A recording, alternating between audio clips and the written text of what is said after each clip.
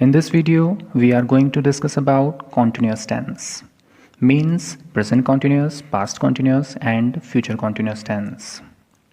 First of all, we start with present continuous tense. जैसा कि हम हमेशा से पढ़ते आए हैं कि इस टेंस में मेन वर्ब के साथ रहा है, रही है, रहे हैं, रहा हूँ एट्सेट्रा यूज़ होता है, या कह सकते हैं सेंटेंस के लास्ट में रहा है, रही है, रहे हैं, रहा हूँ एट्सेट्रा यूज़ होता है। जैसे he is going to school, वह स्कूल जा रहा है। People are making fun of him, लोग उसका मजाक उड़ा रहे हैं। मतलब जब एक्शन प्रेजेंट में कंटिन्यू हो, यानी वर्तमान में जारी काम के बारे में बात करने के लिए प्रेजेंट कंटिन्यूअस यूज़ करते हैं। इस टेंस में अफर्मेटिव सेंटेंस के स्ट्रक्चर में सब्जेक्ट के बाद helping verb is am are, verb की आईएनजी फॉर्म और लास्ट में ऑब्जेक्ट। हेल्पिंग वर्ब का use he, she, it, name या कोई भी सिंगुलर सब्जेक्ट के साथ इज का प्रयोग होता है। फर्स्ट पर्सन सिंगुलर सब्जेक्ट यानी आई के साथ एम का यूज़ होता है और बाकी सब्जेक्ट यानी यू, वी, दे या कोई भी प्लूरल सब्जेक्ट के साथ आर यूज़ होता है। जैसे he is reading the newspaper, I am reading the newspaper, they are reading the newspaper. Negative sentence में इज़ एम आर के बाद नॉट लग जाता है। जैसे he is not reading the newspaper, he is not going anywhere. Interrogative sentence में helping verb is am are starting में आ जाता है और WH type question में helping verb से भी पहले WH word यानी WH word plus is am are plus subject plus ing form of verb plus object and question mark। जैसे is he reading the newspaper और why is he reading the newspaper. और interrogative negative में यानी प्रश्न पूछने वाले नकारात्मक sentence में सब्जेक्ट के बाद नॉट का यूज़ करेंगे। बाकी पूरा सेंटेंस इंटेरोगेटिव सेंटेंस जैसा ही होगा। For example, is he not reading the newspaper or why is he not reading the newspaper? Now we come to the use of present continuous tense. This tense is used to denote an action in progress or happening at the time of speaking. हमारे बोलने के दौरान यानी बोलने के साथ साथ जो काम हो रहा है उसे शो करने के लिए, जैसे we are watching cricket on television, the prime minister is addressing the nation. Present continuous tense का अगला यूज़ है to denote a temporary nature action. और टेम्पररी एक्शन को शो करने के लिए now, at present, at this moment, these days, nowadays etcetera को use किया जाता है। जैसे it is raining right now, at this moment I am speaking from Jaipur. इसके साथ ही इस टेंस को नियर फ्यूचर में होने वाले एक्शन को बताने के लिए भी यूज़ करते हैं। A task to be performed in near future, like I am going to Bangalore tonight. ये सेंटेंस नियर फ्यूचर में होने वाले एक्शन को बता रहा है कि मैं आज रात बैंगलोर जा रहा हूँ। नियर फ्यूचर का एक और एग्जाम्पल देखते हैं। What are you doing next week? यह इंटेरोगेटिव सेंटेंस है जिसमें नियर फ्यूचर के बारे में पूछा जा रहा है कि अगले सप्ताह आप क्या कर रहे हैं। प्रेजेंट कॉन्टिन्यूस टेंस को हम किसी एक्शन के रेपिटेशन और उससे होने वाले इरिटेशन को शो करने के लिए भी यूज़ कर सकते हैं। मतलब कोई ऐसा कार्य जिसके बार बार होने से चिड़चिड़ाहट या परेशानी हो, जैसे he is always talking in the class, they are always complaining. इस तरह के सेंटेंस में मेन वर्ब और हेल्पिंग वर्ब के बीच ऑलवेज का यूज़ किया जाता है। अब बात करते हैं पास्ट कॉन्टिन्यूस टेंस की। स्कूल टाइम में हमें बताया जाता था, रहा था, रही थी, रहे थे, एट्सेट्रा जिस सेंटेंस के लास्ट में आएगा वह प्रेजेंट कॉन्टिन्यूस टेंस कहलाएगा। पहचान के लिए ये ट्रिक अच्छी है, लेकिन मीनिंग समझना ज़्यादा अच्छा रहता है। पास्ट में कोई एक्शन चल रहा था लेकिन अब नहीं चल रहा है, मतलब एक्शन पास्ट के किसी समय में कंटिन्यू था। ओके, इस टेंस में हेल्पिंग वर्ब वॉज या वर यूज़ करते हैं। सिंगुलर सब्जेक्ट के साथ वॉज और प्लूरल सब्जेक्ट के साथ वर। बाकी पूरा स्ट्रक्चर चाहे वह अफर्मेटिव हो, नेगेटिव हो, इंटेरोगेटिव हो या इंटेरोगेटिव नेगेटिव हो, सेम प्रेजेंट कॉन्टिन्यूस टेंस के जैसे होता है। इसे और अच्छे से समझने के लिए वीडियो को पॉज करके इन स्ट्रक्चर और एग्जाम्पल्स को देख लीजिए।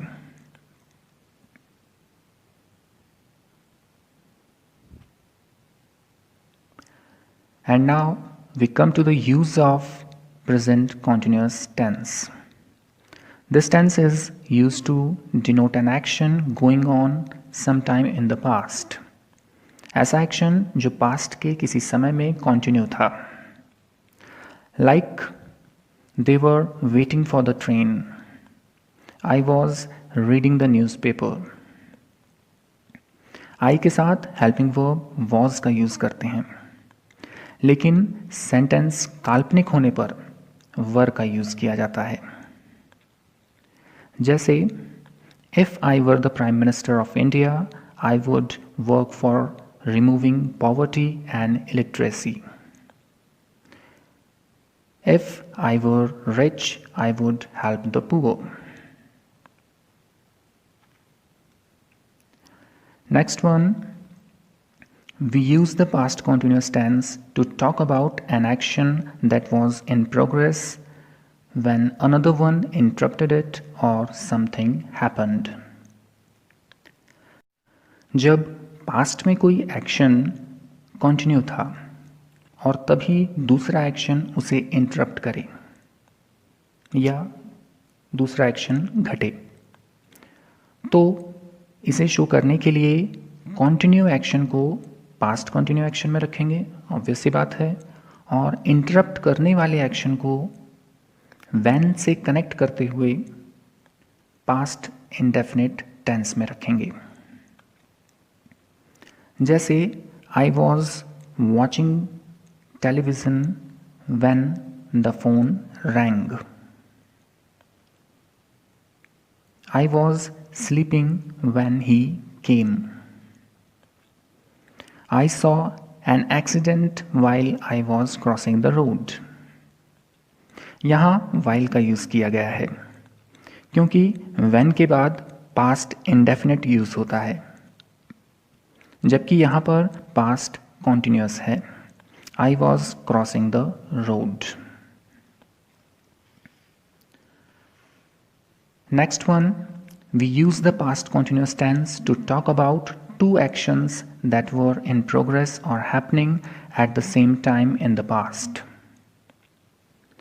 पास्ट में जब दो एक्शन एक साथ हो रहे हों, जैसे he was painting while I was cooking dinner, इसमें पेंटिंग और कुकिंग दोनों काम का साथ साथ होना दर्शाने के लिए दोनों पास्ट कॉन्टिन्यूस यानी ही वॉज पेंटिंग और आई वॉज कुकिंग डिनर, इन दोनों को वाइल से कनेक्ट किया गया है। इसी का एक और एग्जाम्पल देखते हैं। You were paying attention to me while I was teaching. Next, we use the past continuous with words such as always to describe irritating or annoying repeated action in the past. ये use हमने अभी present continuous tense में भी देखा था। वहाँ action present से related था और यहाँ पर एक्शन पास्ट से रिलेटेड है। जैसे he was always talking in the class, they were always complaining. Now we come to the future continuous tense. इस टेंस में हेल्पिंग वर्ब विल बी और शैल बी का यूज़ होता है। विल और शैल का यूज़ किस सब्जेक्ट के साथ होता है ये हमने पिछले वीडियो में फ्यूचर इंडेफिनिट टेंस में देख लिया था। रही बात स्ट्रक्चर की, तो ये भी प्रेजेंट और पास्ट कॉन्टिन्यूस की तरह ही होता है। इन तीनों में बस हेल्पिंग वर्ब का ही डिफरेंस है। बाकी इसका स्ट्रक्चर और सेंटेंस इस वीडियो को यहाँ पे आप पॉज करके देख लीजिएगा।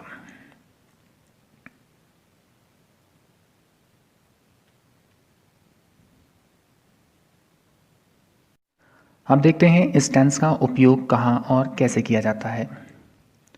To talk about ongoing action at a specific point in the future, like at 9 o'clock tomorrow, he will be working in my office. He will be living in Chennai this time next year. However, we can see that this can easily turn into a prediction when we use more vague time references, like we will be buying our own house soon.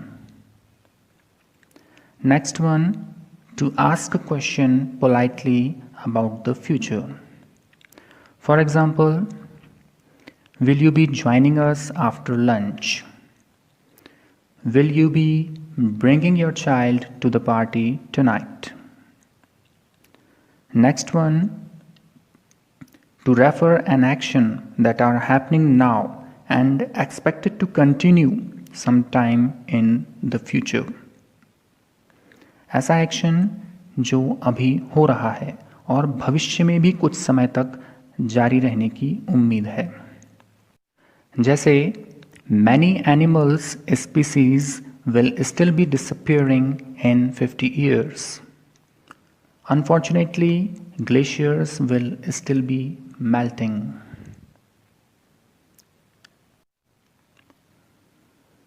इन तीनों continuous tense में एक बात और ध्यान रखनी है कि non continuous verb का यूज़ किसी भी कॉन्टिन्यूस टेंस में नहीं किया जाता है।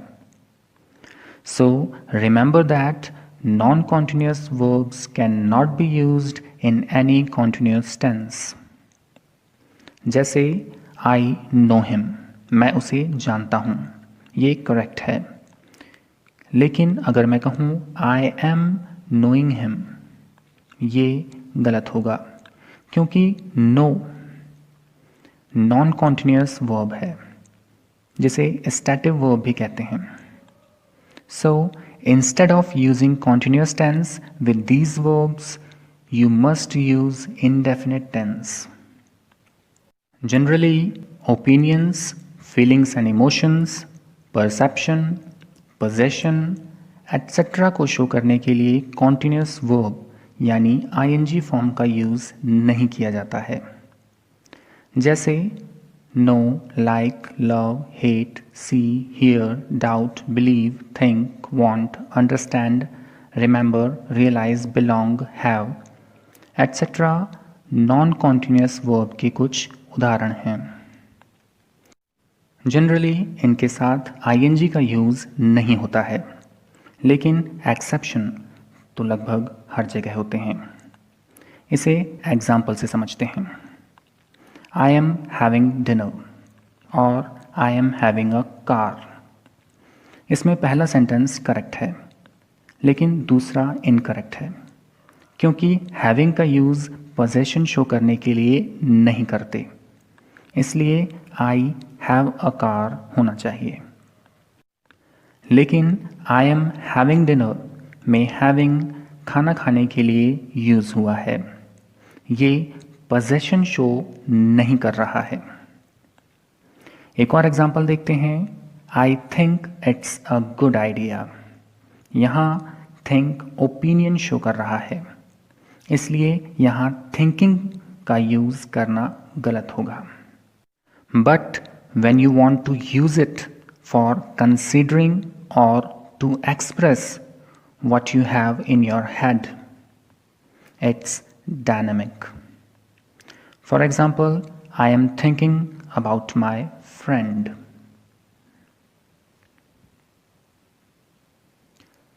ये 3 क्वेश्चन मैं आपको दे रहा हूँ सॉल्व करने के लिए। इसके आंसर कमेंट करके बताइए कि कौन से पार्ट में एरर है या फिर नो एरर।